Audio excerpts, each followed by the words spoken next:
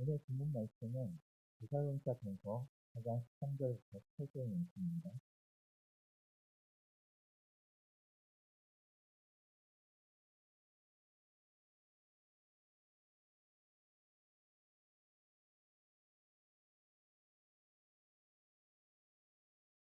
저 한 절, 여러분 한 절 이렇게 돌아가면서 읽을게요. 형제들아, 자명자들에 관하여는 너희가 알지 못함을 우리가 원하지 아니하노니 이는 소망 없는 다른 이와 같이 슬퍼하지 않게 하려 함이라.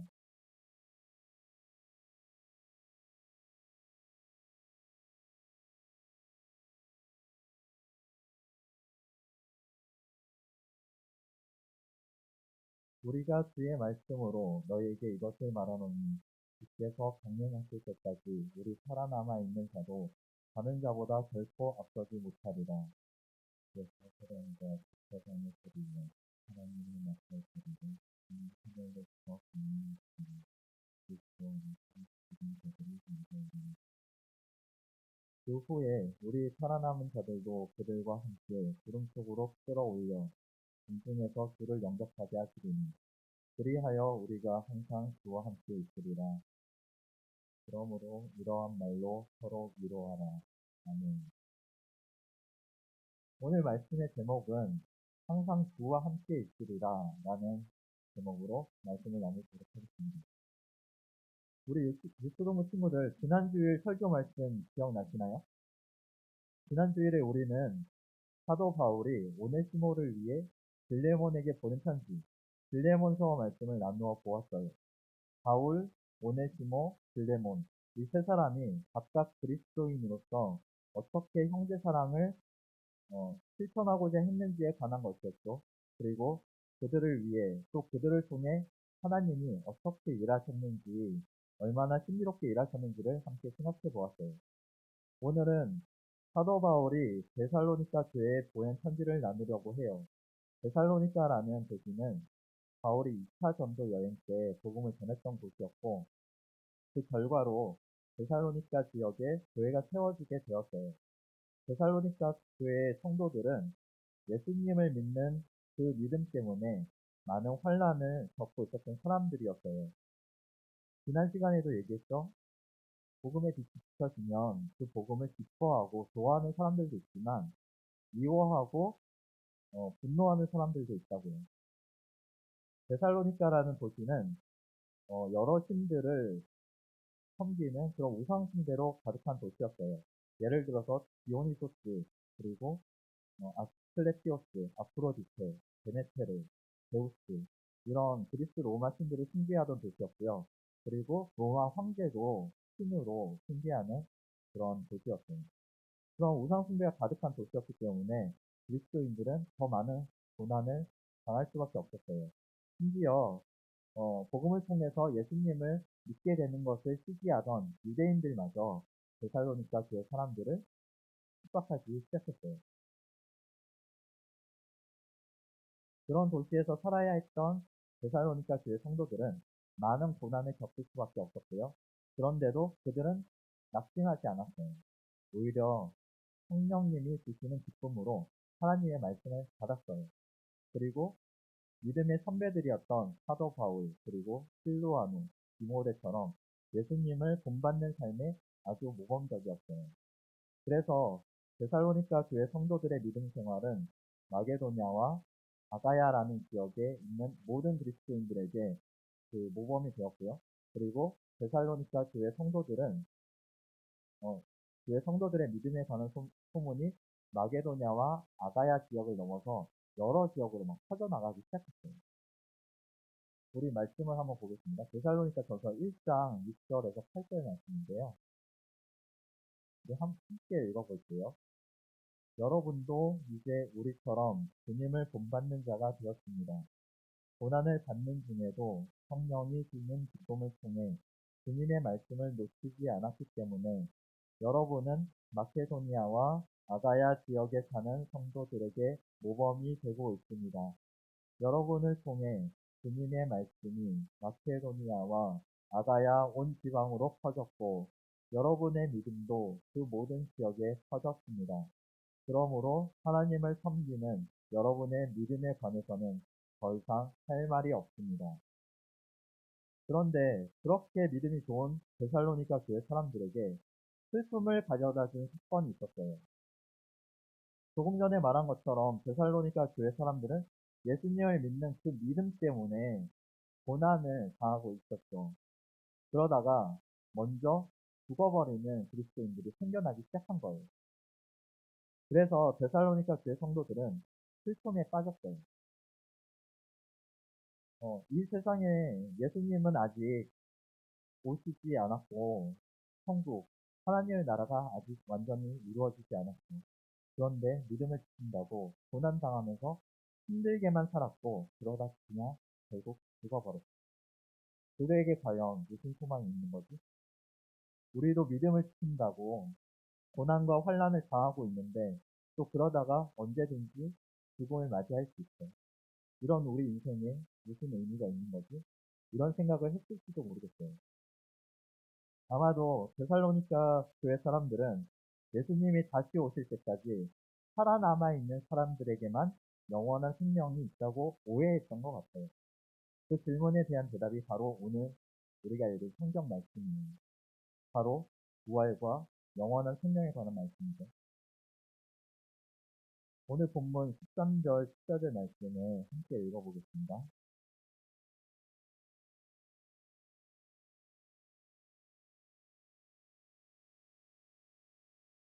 13절, 14절 말씀.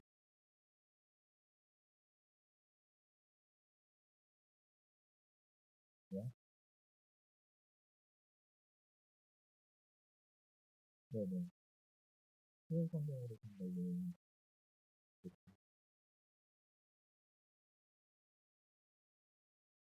네,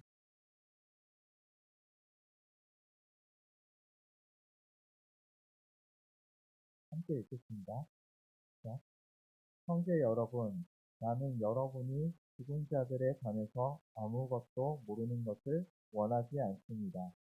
그것은 여러분이 아무 소망이 없는 사람들처럼 슬퍼하게 되는 것을 바라지 않기 때문입니다. 우리는 주님께서 죽으셨다가 다시 살아나신 것을 믿고 있습니다. 그러므로 하나님께서는 예수님을 믿다가 죽은 자들도 예수님과 함께 분명히 살리실 것입니다. 아멘. 이 말씀에서 아무 소망이 없는 사람들은 예수님을 믿지 않는 사람들을 의미해요. 예수님을 믿는 그리스도인들은 소망을 가진 사람들이죠. 그리고 그래서 예수님을 믿지 않는 사람들처럼 슬퍼할 필요가 없다는 거예요. 그리고 바울은 예수님이 다시 오시는 날 전에 먼저 죽어버린 그리스도인들과 예수님이 다시 오시는 그날까지 살아있는 그리스도인들이 어떻게 예수님과 함께 있게 되는지에 대해서 더 자세하게 설명하기 시작했어요. 사장 15절부터 17절 말씀 같이 읽어보겠습니다.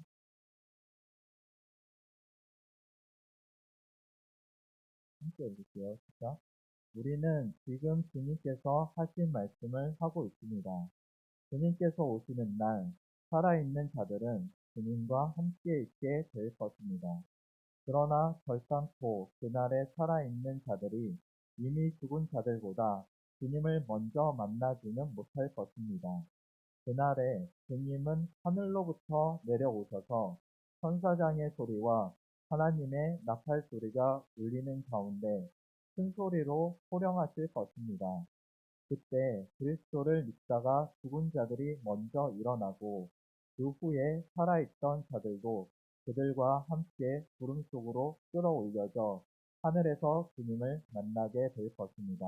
아멘. 주님께서 다시 오시는 날, 그날에 살아있는 그리스도인들이 예수님과 함께 있기 전에 예수님을 믿다가 이미 죽어버렸던 그 사람들이 먼저 부활한다는 거예요. 그리고 그 다음에 살아있던 사람들이 그 죽었다가 부활한 그리스도인들과 함께 구름 속으로 끌어올려져서 하늘에서 주님을 함께 만나게 되는 거죠.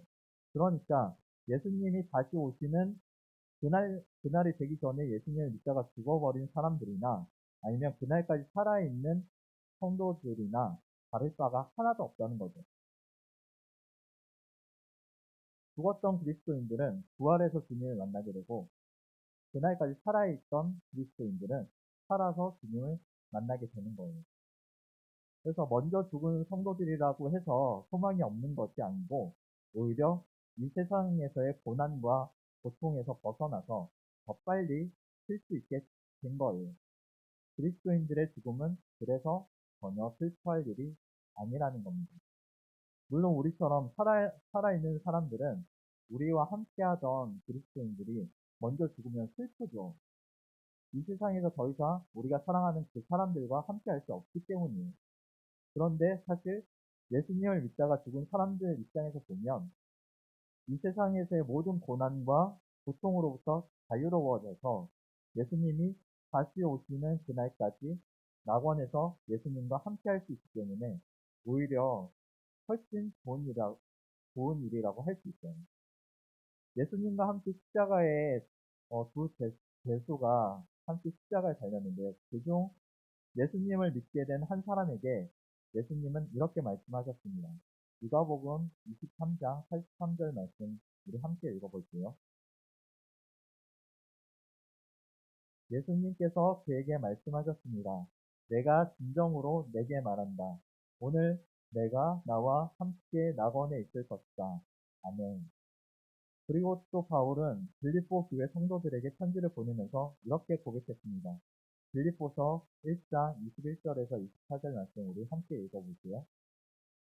자, 나는 그리스도를 위해 사는데 목적을 두고 있기 때문에 죽는 것도 내게는 유익합니다. 그러나 살아가는 동안 그리스도를 위해 일하고 사람들을 그리스도께로 인도할 수 있다면 사는 것과 죽는 것 중에 어느 쪽을 택해야 할지 모르겠습니다. 둘 중 하나를 선택하기가 힘이 듭니다. 이 세상을 떠나 그리스도 곁에 있고 싶은 까닭은 그것이 훨씬 행복할 것이기 때문입니다. 그러나 여러분을 위해서 이 세상에 있어야 할 줄을 알고 있습니다. 아멘. 예수님의 말씀과 바울의 고백을 통해 그리스도인이 죽으면 바로 예수님 곁에서 예수님과 함께 있게 된다는 사실을 알 수 있어요. 그리고 그렇게 예수님 곁에서 예수님과 함께 있게 된 사람들에게는 더 이상 그 어떤 죽음도, 슬픔도, 울음도, 아픔도 없어요. 오직 우리 주님과 영원히 함께 살면서 영원한 행복을 누리는 것만이 남아있는 거죠. 요한계시록 21장 3절부터 4절 말씀 우리 함께 읽어보겠습니다. 시작. 보좌로부터 큰 음성이 들렸습니다. 이제 하나님의 집이 사람들 가운데 있게 될 것이다. 하나님께서 사람들과 함께 계시고 그들은 하나님의 백성이 될 것이다.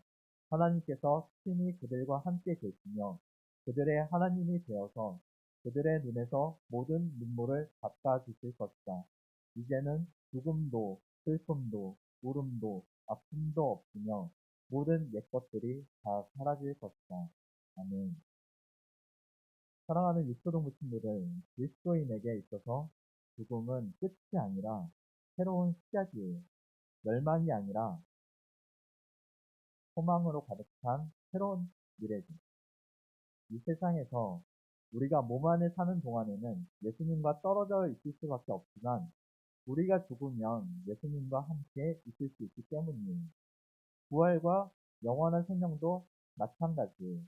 부활과 영원한 생명이 우리에게 소망을 가져다 주는 이유는 다시 살아난다는 그 사실 자체, 아니면 영원한 생명을 얻게 되었다는 사실 자체에 있는 게 아니라 다시 살아나서 영원히 살면서 항상 영원히 주님과 함께 있게 된다는 바로 그 사실 자체 때문에 바로 그 사실 때문에 우리에게 소망이 있는 거예요. 왜냐하면 주님이 바로 생명의 근원이시고 기쁨과 행복의 근원이시기 때문이에요. 우리가 주님과 함께 있을 때 바로 그때만 우리에게 생명도 소망도 그리고 진정한 기쁨도 진정한 행복도 있기 때문이에요. 모든 좋은 것들은 오직 주님께만 있거든요. 오늘 우리가 나눈 하나님의 말씀은 많은 고난과 고통 가운데 있는 하나님의 백성들에게 소망과 위로를 주기 위한 말씀이에요.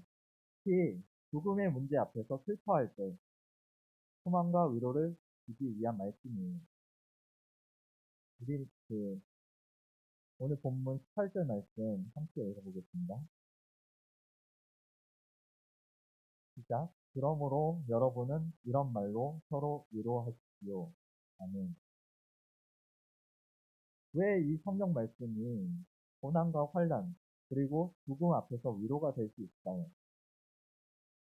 우리가 이 땅에서의 삶이 전부라고 생각하면, 그래서 이 땅에서의 삶만을 바라본다면 위로는커녕 괴로움뿐이겠죠. 당장 먹고 사는 것도 힘든데 무슨 심부름 잡는 소리냐고 하면서요. 우리는 이 세상에 살면서 생존 경쟁이라는 말을 많이 듣게 돼요. 우리 유초동부 친구들도 들어봤나요? 생존 경쟁. 네.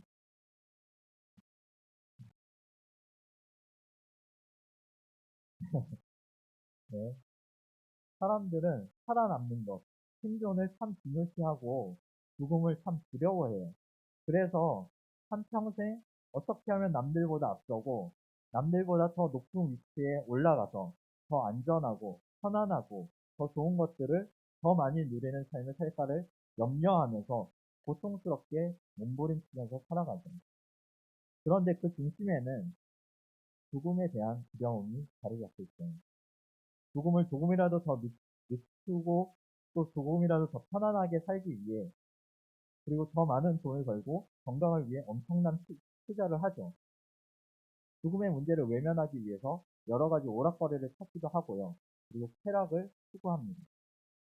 남들보다 더 안전한 위치에 서기 위해서 옆에 있는 다른 사람들을 밟고서라도 위로 올라가려고 해요.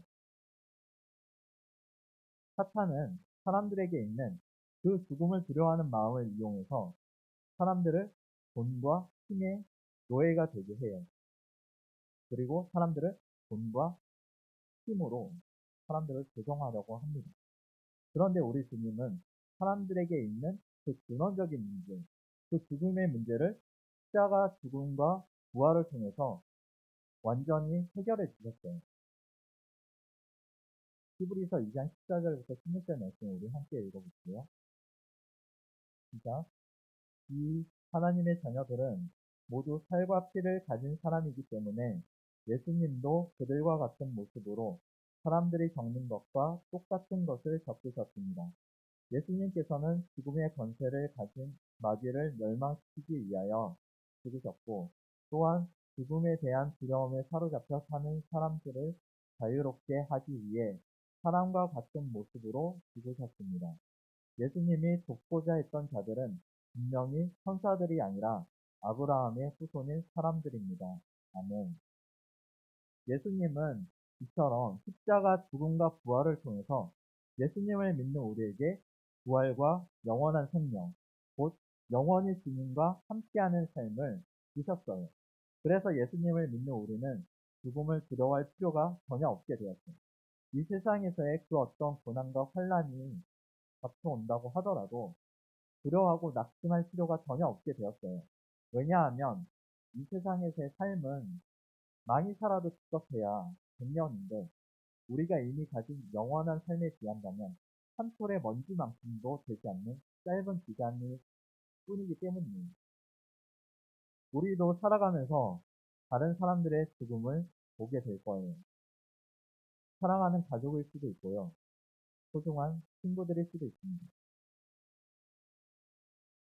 그리고 우리가 사는 동안 주님이 다시 오시지 않는다면 우리 자신도 역시 죽게 될 거예요. 그런데 말이죠. 우리가 예수님을 믿고 있다면 우리에게 죽음은 슬퍼할 일이 아니라는 겁니다. 오히려 기뻐할 일이라는 겁니다. 우리에게 죽음은 멸망이 아니라 새로운 시작, 새로운 소망이랍니다. 주님과 함께 있는 영원한 생명이고 영원한 행복이에요. 그래서 그리스도인들은 죽음을 두려워할 필요가 전혀 없어요. 그래서 그리스도인들은 이 세상에서 사는 동안 고난과 환란이 찾아와도 죽음에 대한 두려움 때문에 사탄에게 휘둘리면서 공로를 타지 않고 예수님 안에서 우리가 살아있으나 죽으나 참된 자유, 참된 평안, 참된 기쁨을 누리게 되죠. 우리가 사나 죽으나 예수님과 함께, 하나님과 함께 있기 때문이에요. 이 땅에서 우리가 우리 몸 안에 살아있는 동안에는 몸으로는 잠깐 예수님과 떨어져 있지만 영으로는 예수님과 이미 함께하고 있고, 그리고 죽음 이후 부활한 다음에는 몸으로도 예수님과 함께 있게 될 거예요. 우리가 사나 죽으나 항상 예수님과 함께 있는 그것이 바로 우리에게 주어진 영원한 생명입니다. 주님과 영원히 함께 살면서 영원히 삼위일체 하나님을 알아가는 것, 이것이 바로 천국에서의 삶입니다. 요한복음 17장 3절 말씀을 마지막으로 함께 읽어보겠습니다. 시작. 영생은 곧 한 분이신 참 하나님과 아버지께서 보내신 자 예수 그리스도를 아는 것입니다. 아멘. 기도하겠습니다. 그리스도의 하나님, 영원히 아버지를 찬양합니다. 예수님의 십자가 죽음과 부활을 통해 우리의 죄와 죽음의 문제를 완전히 해결해 주셔서 감사합니다. 오늘 말씀을 통해 우리가 살아가면서 고난과 죽음을 만나게 되었을 때 우리가 어디에 궁극적인 소망을 두고 살아야 하는지를 깨닫게 해주셔서 감사합니다. 예수님과 항상 함께 있는 것, 바로 그것이야말로 우리에게 있는 가장 큰 소망이자 위로임을 고백합니다. 우리가 날마다 한 분이신 참 하나님과 예수 그리스도를 더 많이 알아가게 하셔서 이 세상을 살아가는 동안에도 영원한 생명을 풍성하게 누리게 하시고, 우리가 사나 죽으나 예수님과 함께 있기 때문에 담대하고 주님 안에서 참 평안과 참 기쁨을 누리게 해주세요. 감사합니다. 우리 주 예수 그리스도의 이름으로 기도합니다. 아멘.